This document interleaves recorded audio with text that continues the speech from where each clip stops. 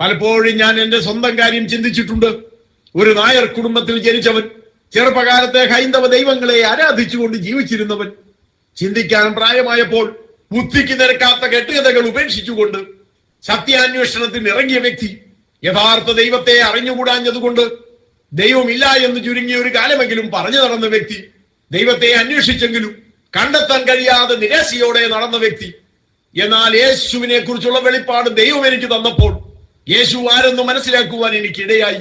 എന്റെ കുടുംബത്തിൽപ്പെട്ട പലർക്കും ഇന്നും ആ വെളിപ്പാട് ലഭിച്ചിട്ടില്ല.